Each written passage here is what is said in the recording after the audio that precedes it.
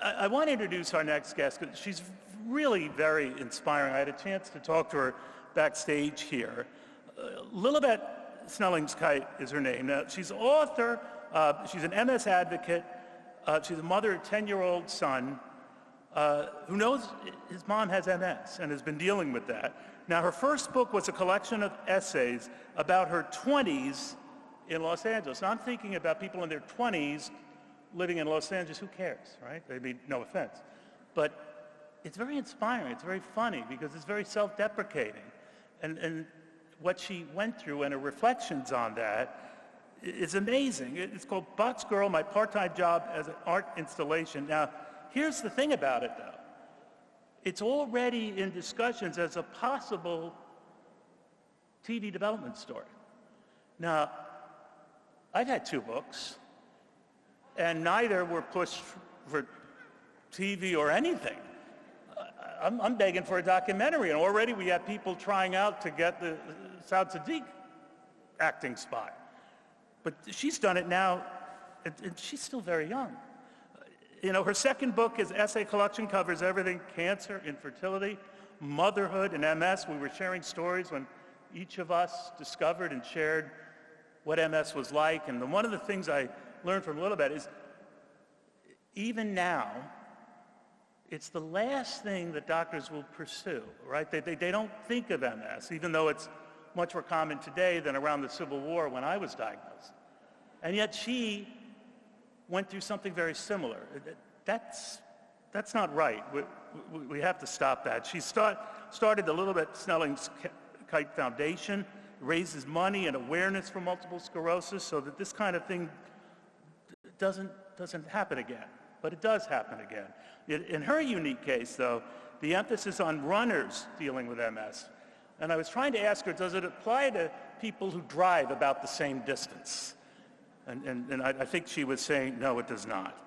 But it is an honor to have her here. And it's such an inspiring story. And what makes it inspiring is she doesn't think it's inspiring. She doesn't think what she reached out and who she reached out to is anything different than so many people in this room. The difference is she does it with a smile and a non-victim attitude. Now, I don't know about you, but in my MS, I work it. I try to work getting out of a lot of things at home because I find it too taxing to actually do the job. Not Lilibet. It is my distinct honor to bring her up here now and let her show you and tell you a story that's very uplifting. I don't know if she'd pay $60,000 to see a Rangers game, but she might. Lilibet?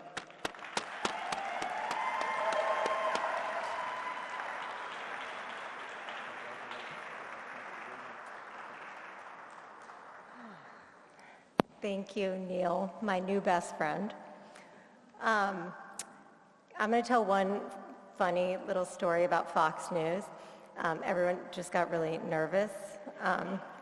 But Neil, I thought you would appreciate this. When our son was like 3 or 4 years old, he asked if Fox News was news about foxes. And I was like, no, but I wish. And before like half the room gets mad, I don't even mean it like that. I just mean like round-the-clock news coverage of foxes would be fascinating. Very sneaky creatures, like who knows what they're up to all day. So I know you're like semi-retired, but maybe like former Fox News host, like current like Fox News host.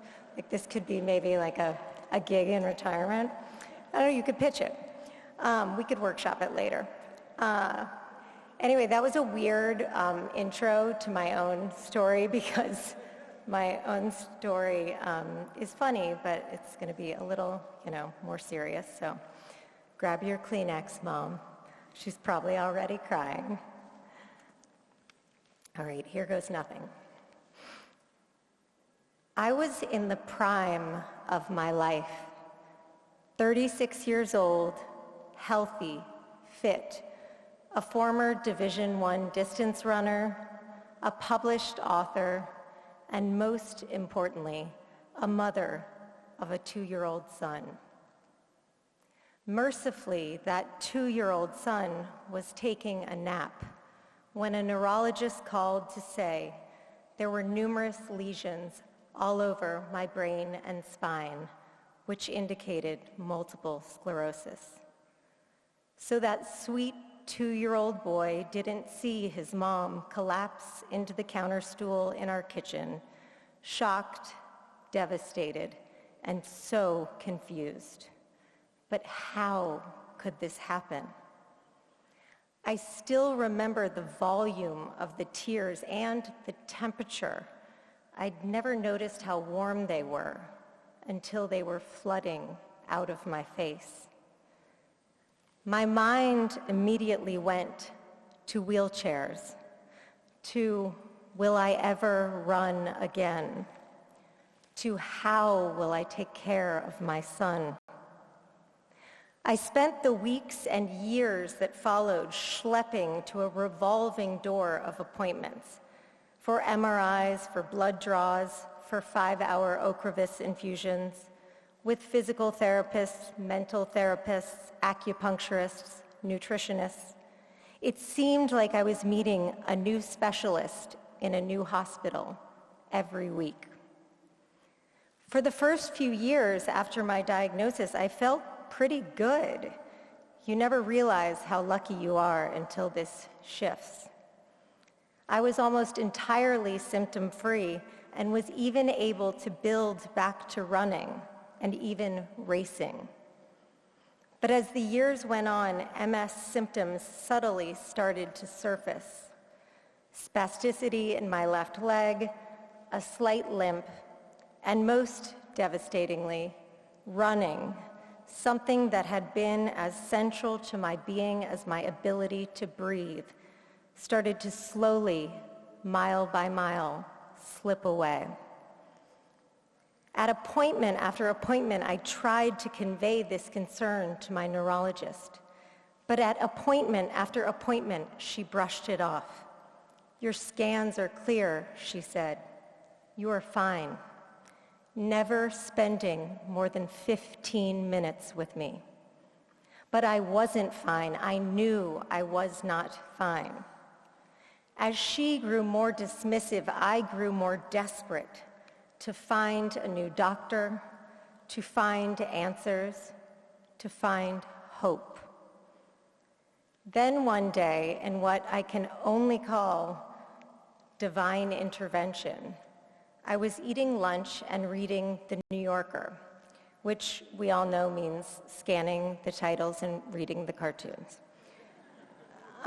When I came across a piece about a place in New York called Tisch, a groundbreaking and wholly comprehensive approach to MS care, which not only had neurologists, but physical therapists, occupational therapists, a nutritionist, a naturopath, and I'd later learn a team of absolute nurse ninjas who are seemingly eager to answer my every, innumerable question. Can we give it up for the nurses real quick?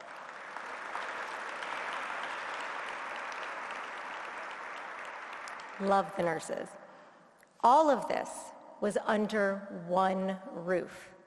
Down one hallway, you can get MRIs and infusions. Down another, scientists in lab coats are making breakthroughs about your disease, your care, your future.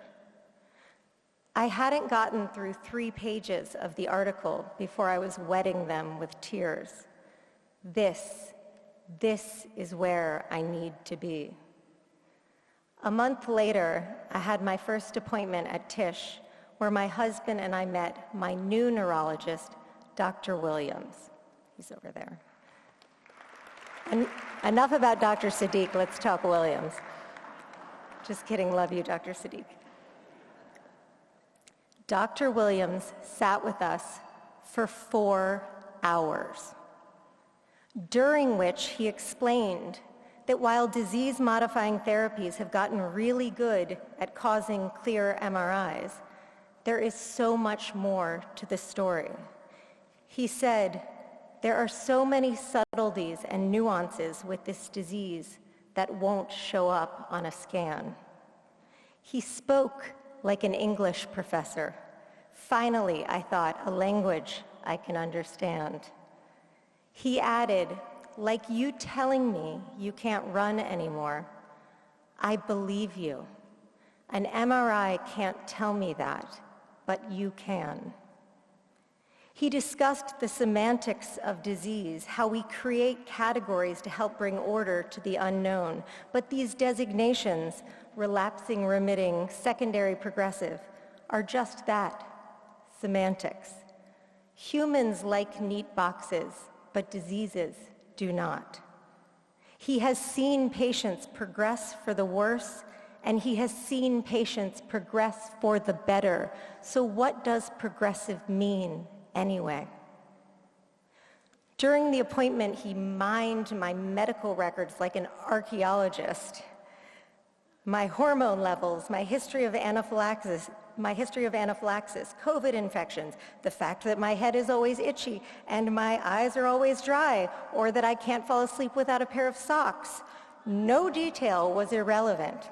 In fact, I'm omitting quite a few. All the patients are laughing because they know just what I'm talking about. No detail was irrelevant.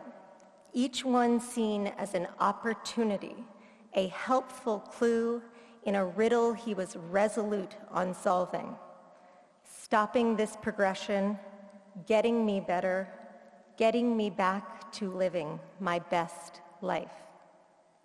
For 4 hours, I could feel this doctor feeling the weight of my worries. I could feel him feeling my fears. I could tell he was listening. At the end of the appointment, Dr. Williams said this: I'm going to do everything I can to get you back to running, because running is clearly profoundly important to you. As our cab crept down the West Side Highway on our way back to our hotel, dozens of runners jogged past. I leaned my head against the window, watching the sun set behind them, and allowed myself to think, maybe. I allowed myself to dream. I was, for the first time in a long time, filled with hope. People like to say that hope is not a strategy, but because of places like Tisch and donors like you, it can be. Hope that I may one day run again. Hope that friends both in this room and afar will get out of their wheelchairs. Hope that we find a cause and a cure. Hope that I don't even have to worry about my son getting MS because it's not even a thing anymore. And we are so close. There has been more progress in MS in the last 8 years than the last 80. Science, technology, and medicine are going to clip this thing, and they're going to do it in my lifetime. But they cannot do it without our help. So please consider supporting the brilliant scientists and doctors and researchers in this room. Please consider honoring the people in this room who are living with MS, because despite our limitations, we are a mighty bunch. While our bodies might at times be weak and wonky, good God, our spirit is not. I dare say our spirit burns brighter, not dimmer, because of this disease. Right now, I am not able to run. No. But guess what? I skied twice last winter and went surfing over spring break. So put that in your pipe and smoke it, MS. And that 2-year-old son, he's now 10. And ironically, his favorite song is I'm Still Standing by Elton John. Because of places like Tisch and people like you, I plan to dance to this song at his wedding. Thank you.